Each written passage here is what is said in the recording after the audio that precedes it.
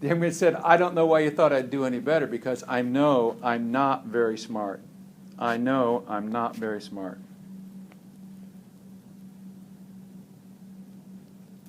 So, what he was thinking was this: I'm not very smart. The counselor said, why do you think that? Why do you think you're not very smart? And the young man said, because I know my IQ is only 98. And I'm taking Psychology 101.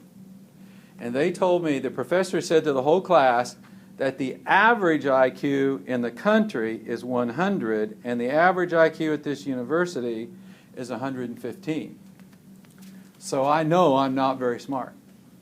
And my professor also said that 2 out of 3 freshmen would flunk out in their first or second semester. He said, I'm just not smart.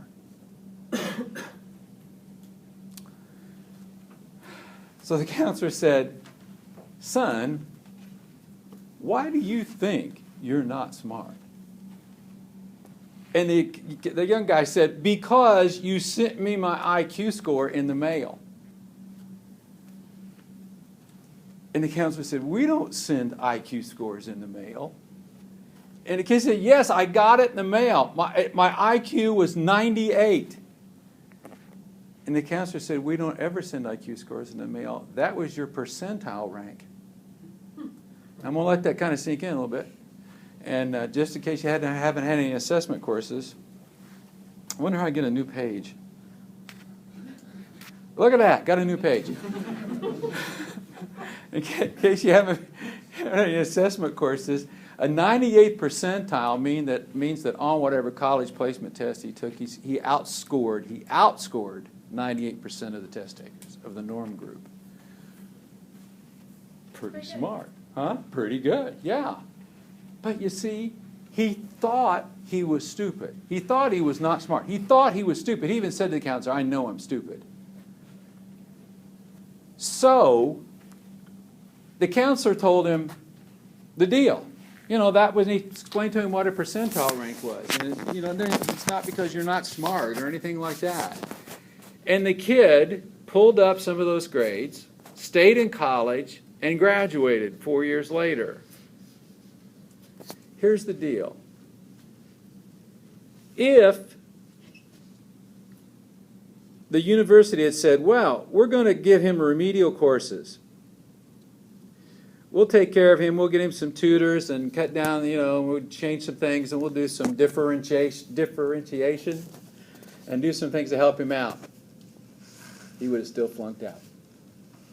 If they'd have cut his class load, he still would have flunked out.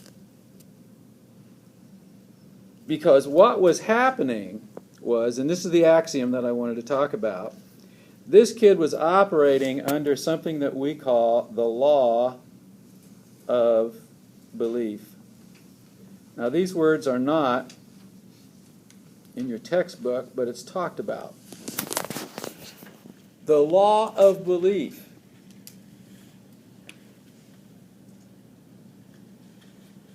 I'll give you one more example about the law of belief before I start writing up there what it is. I have to turn back around. Nikki Scott, who used to write for the Courier Journal, a column for the Courier Journal called The Working Woman, wrote a column once, and she said, I have a best friend, and my best friend, she is beautiful. And there was an adverb she used.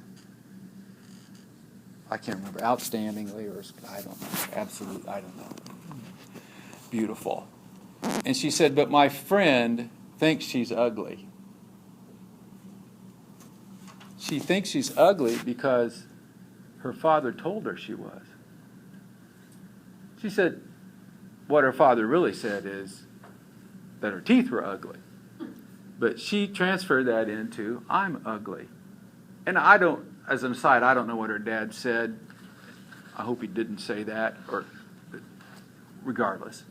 This young woman who was, I know what it was, breathtakingly, that was the adverb, breathtakingly beautiful, she was ugly, and Nikki Scott wrote, all the compliments she gets are put aside. She doesn't believe them. Well, that's because this young woman was also functioning under the law of belief, and here's what the law of belief says. Whatever I believe with feeling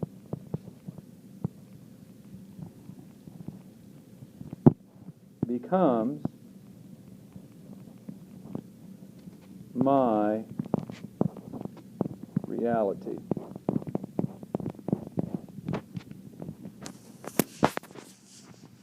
That's something you ought to keep track of. We talk about not memorizing details. I think this is close to a big idea. I say it is a big idea because it functions for everybody.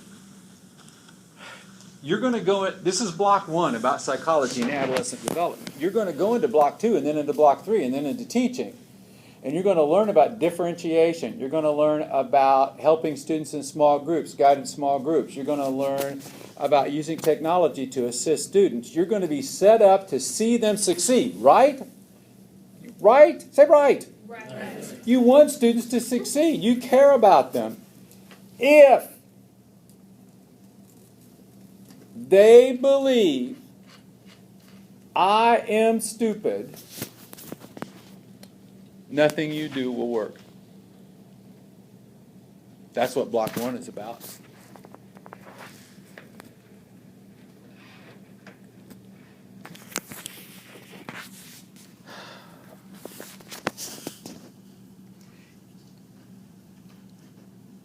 If they believe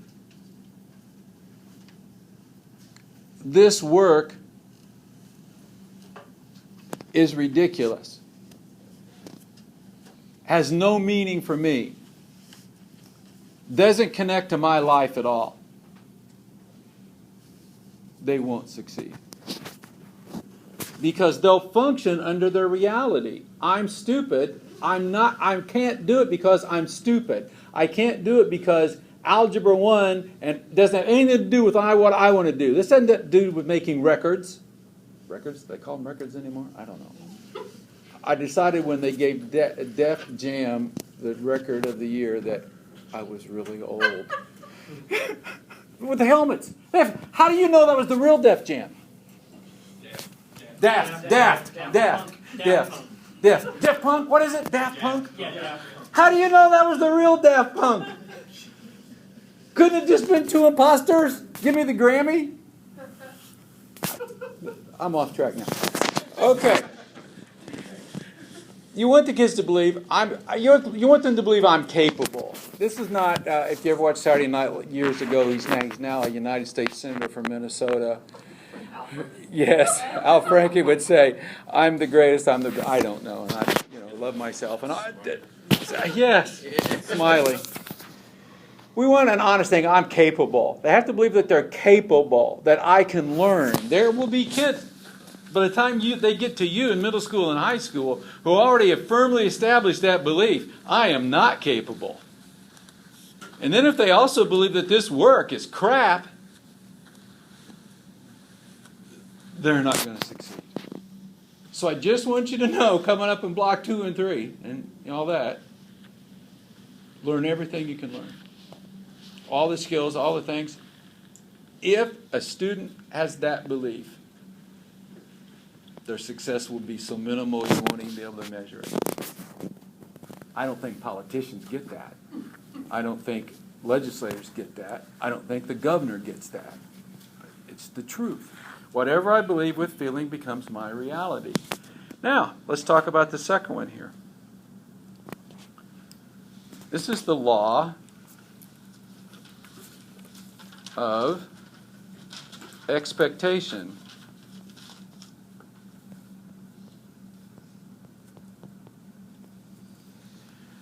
And the law of expectation says, and it's real close to the law of belief. And if that kid, by the way, from the college was suffering under the law of expectation too, because he expected 2 out of 3 students to flunk out of college, 2 out of 3 freshmen. The law of expectation is real close. It says, whatever I expect with, and I want to change the color on this because it's the key word, confidence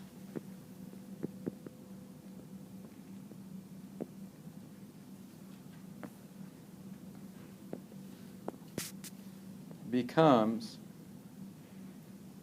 a self-fulfilling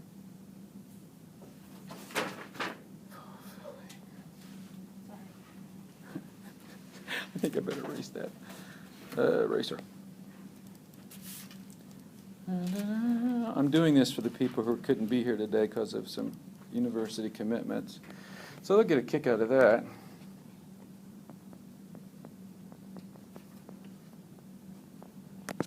To be creative here. Prophecy. There isn't any other way to say it. Did I spell that right? I don't know. Probably not. Prophecy. Where's Bill Gates when you need him? Whatever I expect with confidence becomes a self-fulfilling prophecy. That's an axiom of psychology. It's a law. It's an axiom of being human. Now, there's a great one for this. There's a great study about this. It's famous. It's called Pygmalion in the Classroom.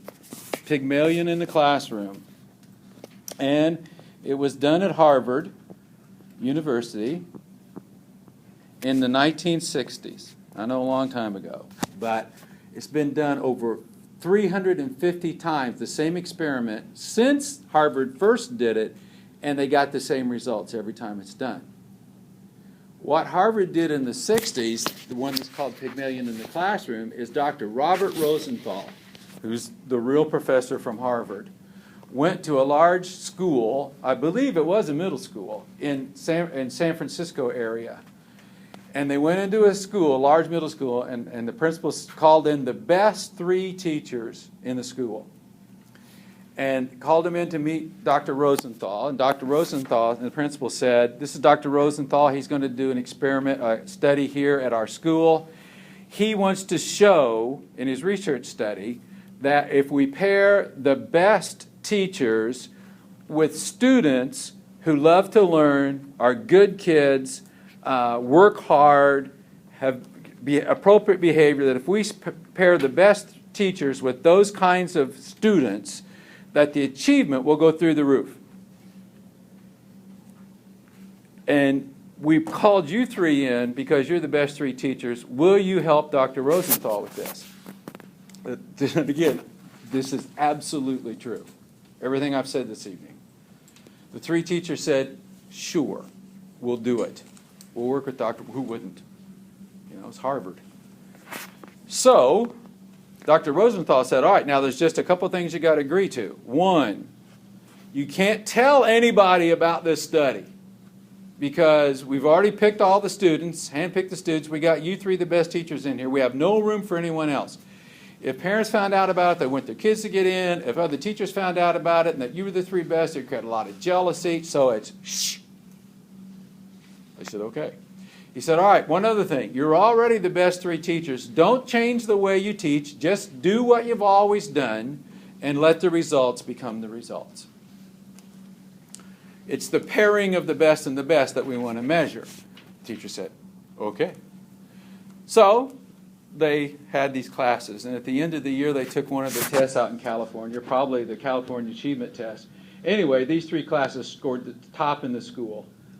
They were in the top, I believe, 2% of California. Very, very good test scores. This is also a true story. End of the year after the tests come in, they called those 3 teachers back in with Dr. Rosenthal and the principal and said, Dr. Rosenthal, great job.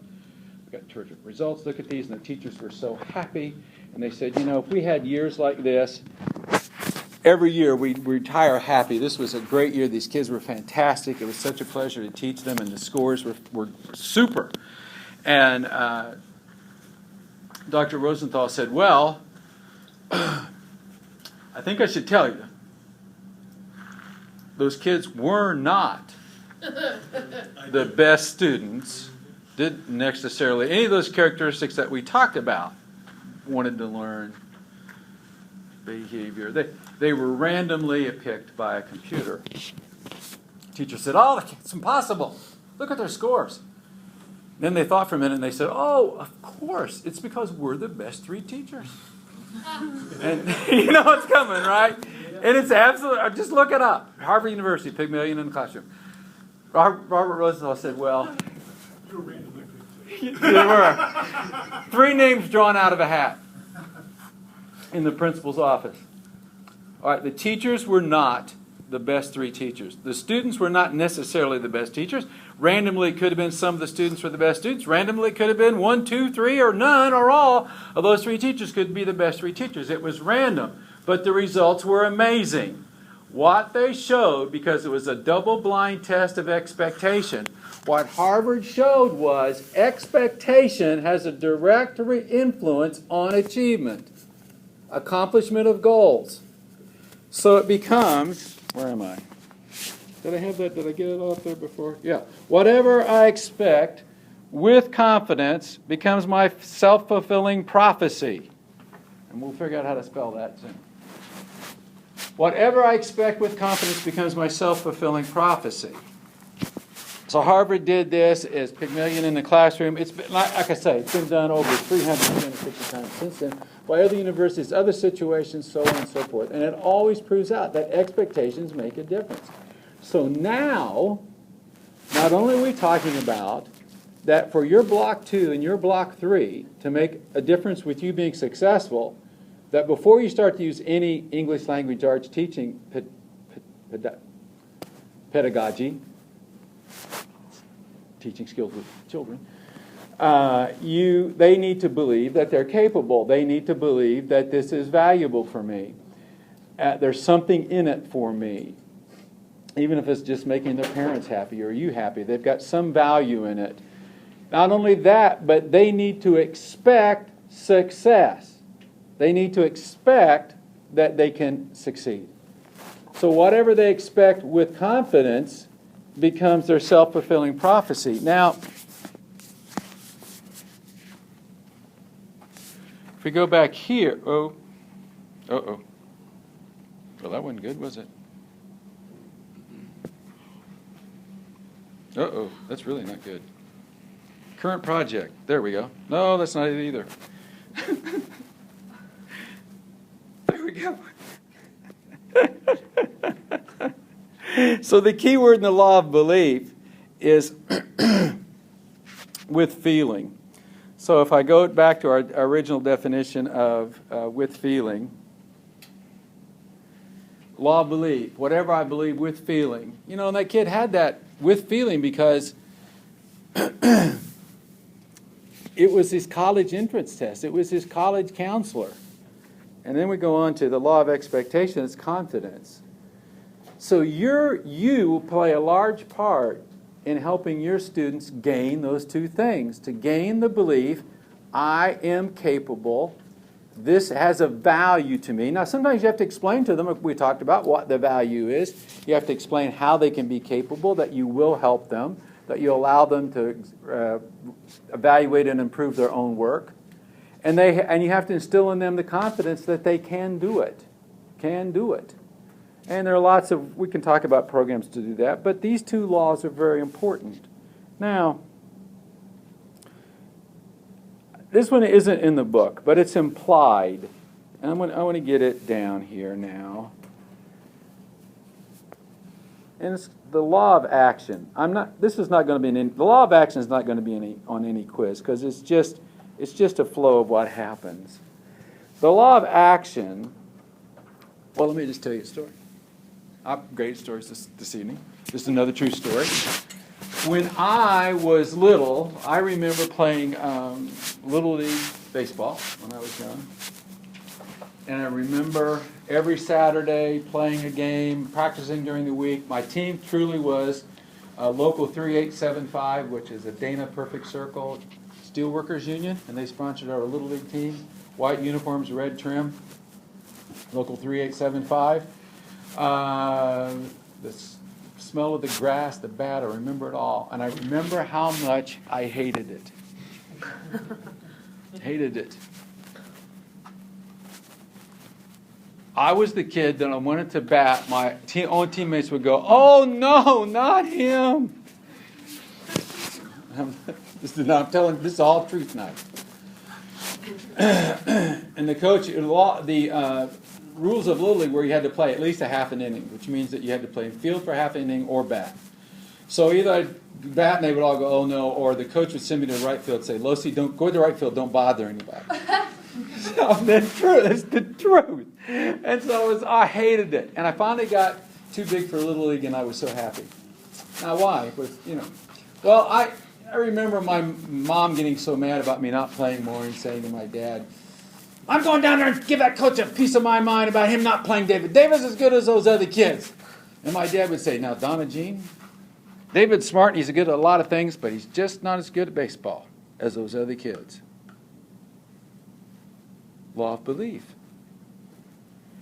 And the law of belief also says that almost all of our beliefs about ourselves come from the significant people in our lives, and the number one place is parents. And that's include and or grandparents, that whole family deal. The number one giver of beliefs about you. You're too tall, too short, too fat, too skinny, too smart, too dumb, too assertive, too helpless. We can go on and on and on. Second great source of beliefs about you, teachers. Seriously, teachers. So there we go, family and teachers. And so I'm never going to play baseball again. And I ran track, I ran cross country, I did a few other things, and not much things with a ball.